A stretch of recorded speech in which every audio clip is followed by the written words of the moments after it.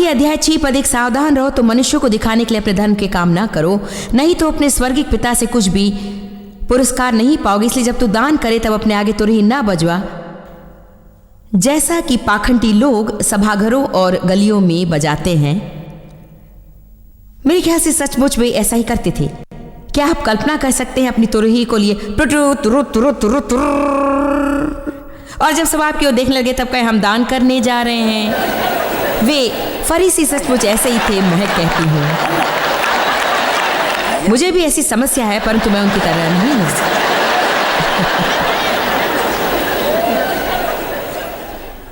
वे ऐसा करते हैं ताकि देखने वाले लोग उनकी बढ़ाई करें। ओ, क्या हम लोगों की तारीफ पाना पसंद करते हैं? मैं तुमसे सच कहता हूं कि वे पुरस्कार पूर्णतः पा चुके, उन्हें जो कुछ पाना था वे पा चुके हैं। मैं आपको अपनी एक कहानी सुनाती हूँ। बहुत समय पहले मैं एक ब्यूटी पार्लर जा रही थी, जहाँ मैं हफ्ते में एक बार जाती हूँ, और उस समय मैंने बड़ा राइनस्टोन जीसस पिन अपने कपड़े पर लगा रखा था, जिसका मैं हर समय मजाक उड़ाती हूँ। वो अच्छी चीज़ है, परंतु हमें उससे भी बढ़िया चीज़ की ज़रूरत है, हमें चरित्र की आवश्यकता है। तो तब वहाँ पर एक स्त्री आई, हम एक दूसरे से बातें करने लगे और उसने बताया कि वो एक कैंसर हॉस्पिटल में नर्स है और ये बड़े दुख की बात है कि उन लोगों को, खास तौर से ऐसे अनेकों लोग जो मर रहे हैं, उन्हें सुसमाचार सुनाना बिल्कुल मना है। उसने कहा यीशु के बारे में उन्हें बताना बहुत ही कठिन काम है, इसलिए प्रभु ने मेरे मन में ये बात डाली कि मैं उसे अपना राइनस्टोन जीसस पिन दे दूं और उससे कहूं कि उसे वो अपने यूनिफॉर्म में लगा ले, जिसे करने से कोई उसे रोक नहीं सकता। और जब भी मरीजों की सेवा में वो झुकेगी तब यीशु का नाम उन पर प्रभाव डालेगा। तो वो लड़की जो मेरे बाल संवारी थी, उसने कहा कि मेरे पास इस तेल की कमी है, मुझे पास की दुकान पर जाकर उसे खरीद कर लाना होगा। और मेरे मन में लगा मुझे उसके जाने तक इंतज़ार करना होगा, क्योंकि मत्ती 6 में मैंने यही पढ़ा है। और उसके बाद अकेले में वो पिन मुझे उसे देना था, परंतु मेरा सांसारिक स्वभाव उसको आकर्षित करना चाहता था। Come on. इसीलिए मैं छेड़छाड़ करती हुई, बहाने बनाकर कुछ कुछ करती रही। तब तक वो जाकर लौट आई।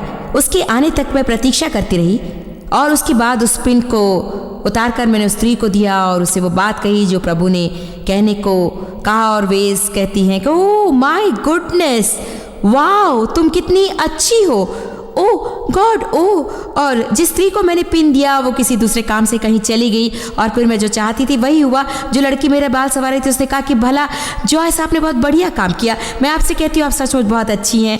मुझे बहुत अच्छा लग रहा था और अचानक पवित्र आत्मा ने मुझसे कहा अच्छा तो आशा है कि तुम्हें बड़ा मजा है, क्योंकि यही तुम्हें मिल रहा है।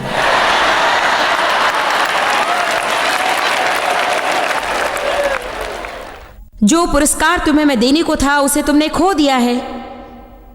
आशा है कि तुम अपनी प्रशंसा से खुश हो।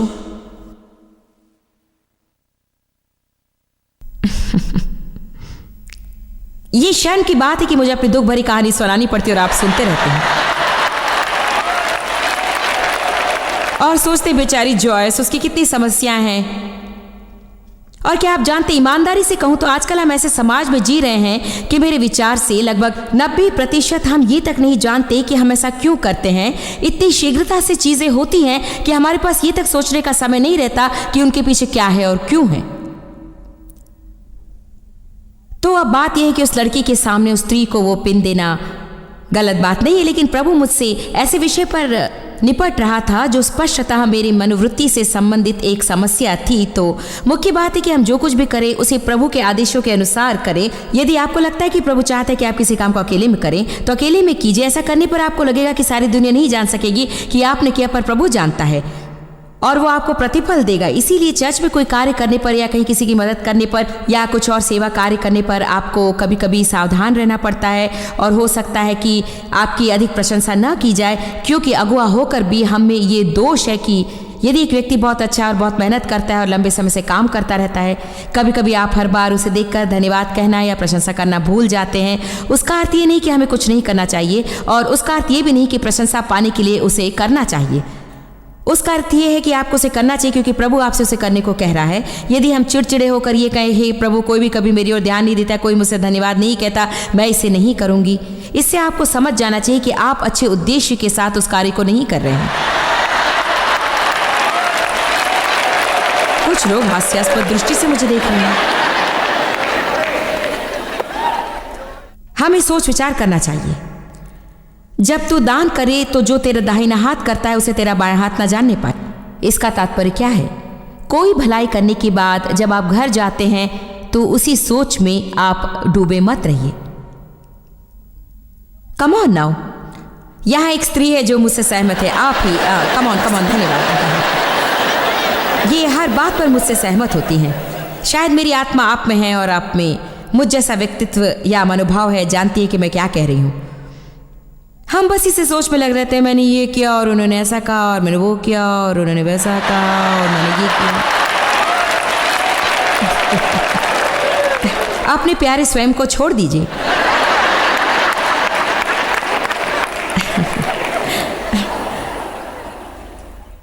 वचन 4, ताकि तेरा दान गुप्त रहे और तब तेरा पिता जो गुप्त में देखता है तुझे प्रतिफल देगा। ऐसी चीज दान करना, खास तौर से जो वास्तव में आपके लिए विशेष हो, या कोई ऐसा काम करना जो आपके लिए कठिन हो, उसे गुप्त रखना बहुत मुश्किल होता है। वो बहुत ही मुश्किल है। एक समय होता है जब लोगों के लिए जानना जरूरी होता है कि किसने क्या है, परंतु कभी कभी हमें गुप्त रखना पड़ता है और हमें उसे केवल प्रभु के लिए ही करना होता है। हमें कहना चाहिए, प्रभु मैं इसे गुप्त रूप से करूंगी क्योंकि सचमुच मैं चाहती हूं कि ये तेरे और मेरे बीच रहे। मैं आपसे कहती हूँ, यदि ऐसा करेंगे तो जब प्रभु से आप प्रतिफल पाएंगे तब आपको दुगनी आशीषें प्राप्त होंगी, क्योंकि ये इस बात का सबूत होगा कि उसकी दृष्टि आप पर है और आप जो कुछ कर रहे हैं उसे वो देख रहा है।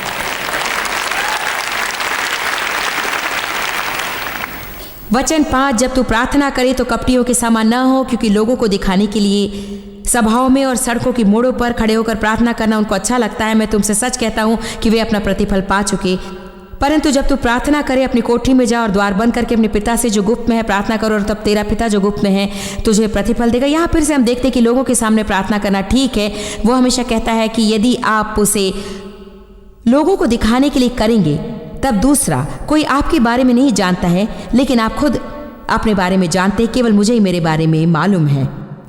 अपने आप के प्रति ईमानदारी जताने में कम समय लगता है। वास्तव में 28 वर्ष पहले 1976 के फरवरी महीनों में मुझे पवित्र आत्मा का अभिषेक मिला। तब सबसे पहले पवित्र आत्मा ने मुझे एक पाठ सिखाया और तब से मैं प्रभु के वचन से प्रेम करने लगी। उससे पहले भी मैं एक मसीही थी, लेकिन उतनी कट्टर नहीं थी। मैं नाम के वास्ते चर्च जाती थी और दोनों में बड़ा अंतर है। लेकिन जब मैंने सचमुच संपूर्ण रूप से खुद को प्रभु के लिए समर्पित किया, दोनों में भेद है कि यीशु हमारा उद्धारकर्ता और हमारा प्रभु है। आप स्वर्ग के मार्ग पर चलने वाले होते हुए भी यहां रहकर वास्तव में प्रभु के लिए कोई अच्छा काम नहीं कर रहे हैं। इसका प्रमुख तात्पर्य यह है कि प्रभु चाहता है कि हम नमक और ज्योति के रूप में यहां रहें, ताकि लोग हमारे जीवन को देखकर उसे पाने की इच्छा रखें जो हमारे पास है। एक ही उपाय है कि हमें ऐसा जीवन जीना होगा जो प्रभु को प्रसन्न करने वाला हो तथा सब बातों में प्रभु को प्रसन्न करने की इच्छा से पूर्ण हो। आमीन। इसीलिए जो कुछ हम करते हैं उसे मनुष्य के लिए नहीं वरन प्रभु के लिए करना चाहिए। उसके बाद आगे वचन कहता है, जो कुछ आप करते हैं वो चाहे प्रार्थना या दान या और जो कुछ भी हो उसे अच्छे विचार से करें। ठीक है, हमें प्रभु से प्रतिफल मिलता है, परंतु हमारा विचार ही प्रधान चीज है। हमारा कर्म हमारे प्रतिफल को निर्धारित नहीं करता है, ये काम हमारा विचार करता है। विचारों पर ही प्रतिफल आधारित। इसलिए प्रभु ने उस विधवा के बारे में कहा है जिसने बहुत बहुत बहुत कम पैसे दान की पेटी में डाला। बाइबल उसे विधवा का दान कहती है और प्रभु ने उस विधवा को भरपूर आशीष दी, क्योंकि सचमुच उसने अपना सब कुछ दे दिया था। उन सब धनवानों से इस गरीब विधवा ने महान दान दिया, क्योंकि मुख्य बात यह नहीं कि आप कितना देते, वरन ये कि आप अपने लिए कितना बचाते हैं। देखिए, यदि किसी के पास 100 रुपए हो और वो 10 रुपए दे देता है, तथा किसी और के पास 1 रुपया हो और वो 1 रुपया देता है, तो स्पष्टता प्रभु की दृष्टि में जिस व्यक्ति ने 1 रुपया दिया उसका दान 10 रुपया देने वाले से बढ़कर है, क्योंकि उसका त्याग महान है। यूहन्ना का 12वां अध्याय। यूहन्ना की पुस्तक पर निशान रखकर निकाली इफिसियों 6:6 से 8 तक। इफिसियों अध्याय 6 पद 6 से 8 तक। वैसे विषय का आरंभ वचन 5 से होता है। यहाँ कहा गया, सेवकों, जो लोग तुम्हारे सांसारिक स्वामी हैं, उनकी आज्ञा आदर, भय और निष्कपट हृदय से मानो, जैसे मसीह की आज्ञा तुम मानते हो। वचन 6, मनुष्यों को करने वालों के समान दिखावे के लिए उनकी सेवा ना करो, पर मसीह के सेवकों के समान मन से परमेश्वर की इच्छा पर चलो। वचन 7, उस सेवा को मनुष्यों की नहीं परंतु प्रभु की सेवा जानकर सच्चे हृदय से करो, क्योंकि तुम जानते हो कि जो कोई जैसा अच्छा काम करेगा, चाहे वो दास हो चाहे स्वतंत्र व्यक्ति, वो प्रभु से वैसा ही प्रतिफल पाएगा। मैं एक उदाहरण देना चाहती हूँ। मुझे याद है कई सालों पहले जब मैं एक गृहस्थ थी और मैं खाना पकाने में इतनी मेहनत करती थी और ये सोचते हुए कि हे प्रभु कृपा कर मेरे परिवार वाले सिखा कर कहे कि बड़ा ही स्वादिष्ट भोजन है। कम ऑन, ठीक है रहने दीजिए। परंतु देखिए, यदि मैंने प्रभु के लिए अपने परिवार वालों की सेवा की होती तो शायद खुद को कई रात गुस्से में बिताने और चिड़चिड़े होने से बचा सकती थी।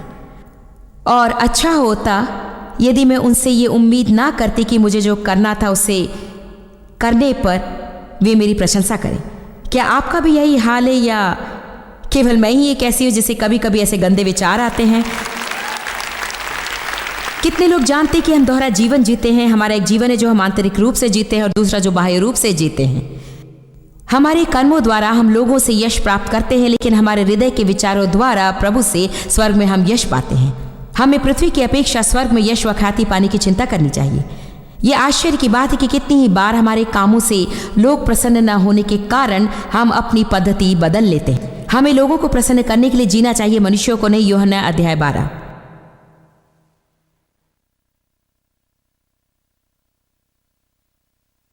यदि आप मनुष्यों को प्रसन्न करने वाले हो तो यहाँ तक कि अपने लिए नेल पॉलिश का रंग चुनना भी समस्याजनक होगा। एक बार मैंने अपने मन पसंद का रंग चुना। वैसे तो अक्सर मैं लाल रंग के कपड़े पहनती हूँ, मुझे लाल पसंद है, ऐसा ही कुछ जिसमें ज़्यादा चमक हो। एक बार मुझे संवारने वाली लड़की मुझे कहकर परेशान करती रही, अरे आप हमेशा एक ही रंग की नेल पॉलिश लगाती हैं, इस बार क्यों नहीं इसे लगाएं। मैंने अपना मनचाहा रंग चुना तो उसने कहा नहीं नहीं नहीं नहीं, ये अच्छा नहीं है, ये रंग आप पर नहीं जचेगा, ठीक नहीं, आप इसे लगा लीजिए। मैं लगभग बदल गई। फिर मैंने सोचा कि एक मिनट रुको, ये मेरे नाखून है और मैं इसकी कीमत चुकाती हूँ।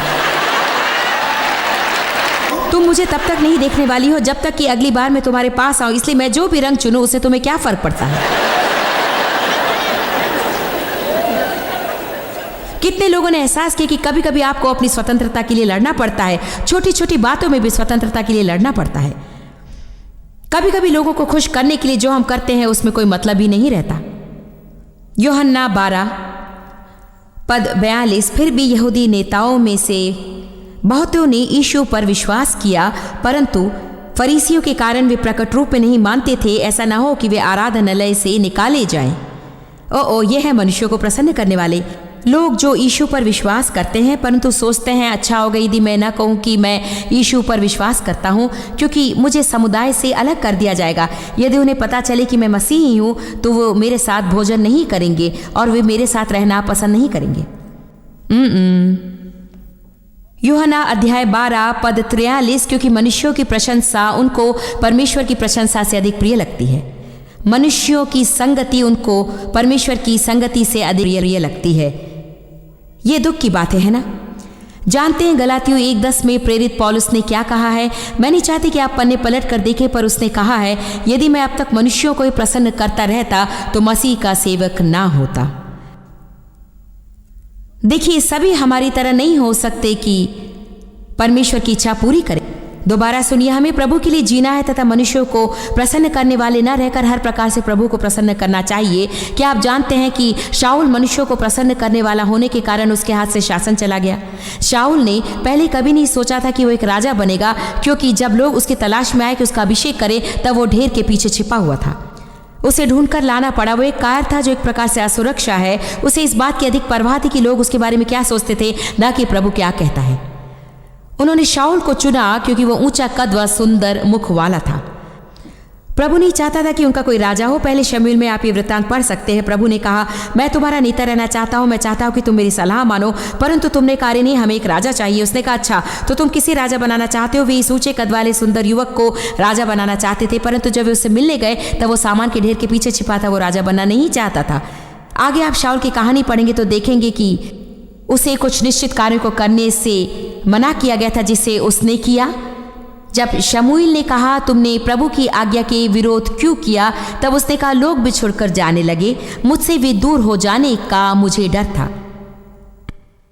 अंत में शमूएल ने भविष्यवाणी करके कहा आज तेरा राज्य तेरे हाथ से निकल जाएगा। मैं आपसे कुछ कहना चाहती हूँ, जो भी चाहता है कि प्रभु उसे जैसा बनाना चाहता है वैसा वो बने, तो उसे ये आशा नहीं रखनी चाहिए कि उसके हर काम से मनुष्य प्रसन्न होंगे। क्या आप कल्पना कर सकते हैं कि हमारी स्थिति में रहकर क्या आप हर समय मनुष्यों को प्रसन्न करने का प्रयास कर सकते हैं? कुछ लोग सोचते हैं कि सभा का समय बहुत कम है और कुछ सोचते हैं कि वो बहुत लंबा है। वे मुझे टीवी पर देखना चाहते हैं लेकिन ये बत्तियां जलना बिल्कुल नहीं चाहते। खैर, यदि रोशनी ना होती तो हमारे पास टीवी नहीं होता। मुझे रोशनी पसंद नहीं, वे मेरी आंखों पर पड़ती हुई मुझे गर्म करती हैं, लेकिन हमें उनसे भी निपटना जरूरी है। जब हम टीवी पर कोई नया कार्यक्रम प्रस्तुत करते हैं तब कुछ लोग उसे पसंद करते हैं, कुछ लोगों को वो अच्छा नहीं लगता, कुछ लोग चाहते, कुछ लोग नहीं चाहते। और क्या आप जानते हैं, इनकी बातों में आकर हमारा दिमाग बिल्कुल खराब हो जाता है। क्या आप सुन रहे हैं? यदि आप कोशिश करेंगे तो बिल्कुल ही पागल हो जाएंगे। बहुत सारे लोगों के आगे खड़े होने वाला व्यक्ति ये कैसे सोच सकता है कि वो सभी लोगों को खुश कर सकेगा? अभी या बाद में आपको निर्णय लेना ही होगा कि मैं प्रभु को प्रसन्न करूंगी। वही एक है जो हमेशा मेरे साथ रहेगा, उसी को मैं खुश करूंगी। यदि प्रभु खुश हो तो क्या होगा? यदि प्रभु प्रसन्न हो, मैं आपको एक रहस्य बताती हूँ, यदि प्रभु प्रसन्न होगा तो आप भी खुश होंगे क्योंकि वो आप पे वास करता है। कई बार हमें खुशी का अनुभव नहीं होता और हम प्रसन्न नहीं रहते। इसका प्रधान कारण है दुखी होना, क्योंकि लोगों की बातें मानकर, प्रभु की आज्ञा न मानकर हमने प्रभु को दुखित किया है। देखिए, इन सब बातों को कहकर मैं ये सुझाव नहीं दे रही हूं कि आप बिल्कुल दूसरे हद तक जाकर लड़ाकू विचारधारा रखें। अच्छा प्रभु तू जो भी सोचे मुझे परवाह नहीं, इस क्षण से मैं खुद को प्रसन्न करने लगूंगी। मेरे कहने का तात्पर्य ये नहीं है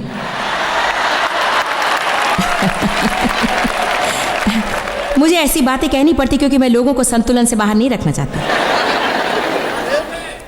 लूका की 10वें अध्याय में आप अच्छी तरह जानते हैं कि यीशु जिस जिस नगर और जगह को खुद जाने पर था, वहां अपने शिष्यों को 2-2 करके भेजा। कितने लोगों ने लूका 10 में उसे पढ़ा है जो यीशु ने उनसे कहा जिस नगर में जाओ और वहां के लोग तुम्हें ग्रहण ना करें तो उसके बाजारों में जाकर कहो कि तुम्हारे नगर की धूल भी जो हमारे पाँव में लगी है हम तुम्हारे सामने झाड़ देते हैं। कई सालों पूर्व मुझे इस वृत्तांत से एक संदेश मिला, क्योंकि मुझे लगता था कि जब भी मैं मुड़ूं शैतान अस्वीकृति के द्वारा मुझे रोकता था। पहली बार जब मैं सेंट लुइस की गलियों में सेवकाई करने का प्रयास कर रही थी, मैं घर पर बाइबल अध्ययन चलाया करती थी, परंतु मुझे लगा कि मुझे अपने चर्च के साथ शामिल होना चाहिए। वे गलियों में सेवकाई किया करते थे। सचमुच में वैसी नहीं थी, वास्तव में मुझे उसकी परवाह नहीं थी, लेकिन मैं भी प्रभु के लिए उसे करना चाहती थी। इसीलिए हफ्ते भर काम करने के बाद शनिवार की सुबह हम अपने बच्चों को साथ लेकर सेंट लुइस की गलियों पर निकल जाते और बहुत ही ठंडे मौसम में पत्रियाँ बांटा करते थे। पहली बार जब मैं इसे करने लगी, पहली पत्री मैंने जिस व्यक्ति को दी उसने मेरे हाथ से उसे उड़ाते हुए कहा ऐसी अंट-शंट बातों वाली पर्ची मुझे नहीं चाहिए।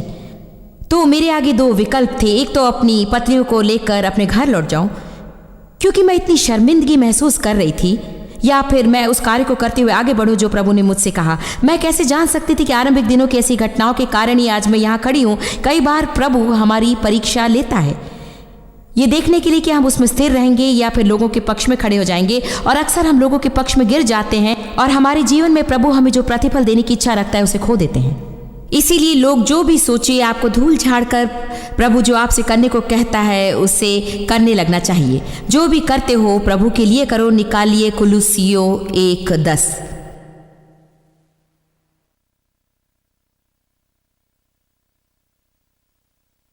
बहुत ही अच्छा वचन है। यदि आप आगे कहे गए वचनों को छोड़कर इस वचन पर ध्यान लगाएं तो भी आपके लिए फायदेमंद होगा। इस वचन को आपको 3 रंगों से रेखांकित कर लेना है।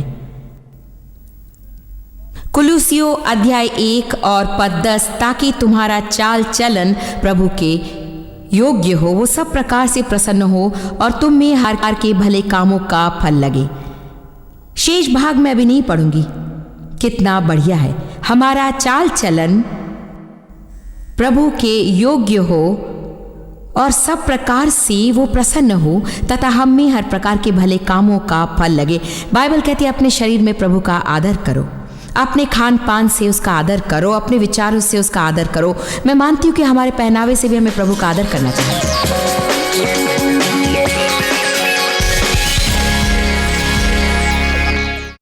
यीशु ने कहा, कोई भी पिता के पास मेरे बिना नहीं आता। वो ही स्वर्ग का जरिया है, वो हमारी जिंदगी का मार्ग है। जो भी उसे पुकारेगा वो रक्षित होगा। मैं आपको प्रोत्साहित करना चाहती हूं, अगर आपने यीशु को अपना उद्धारकर्ता नहीं स्वीकारा है तो मैं आपके साथ प्रार्थना करूंगी ताकि आप उसे स्वीकारें। यह बहुत सरल है।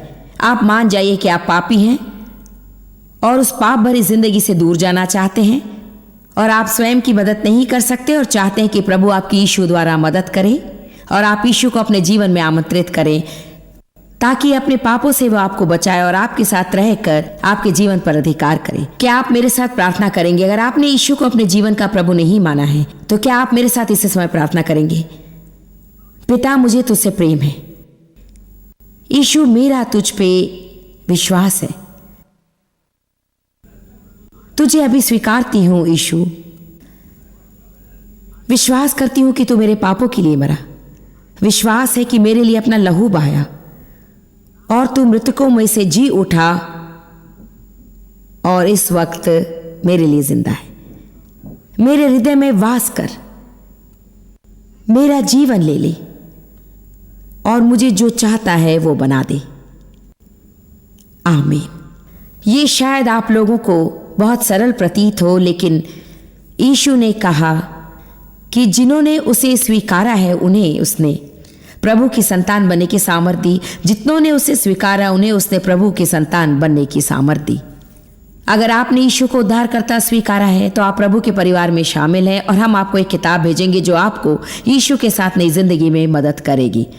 अगर आपको दूसरी जानकारी चाहिए तो हमें इस नंबर पर फोन करें या हमें लिख भेजें। अधिक प्रार्थना के लिए हमें लिख सकते हैं आप। हम आपकी मदद करने के लिए प्रसन्न होंगे। प्रभु का आशीष हो और प्रभु के परिवार में आपका स्वागत है।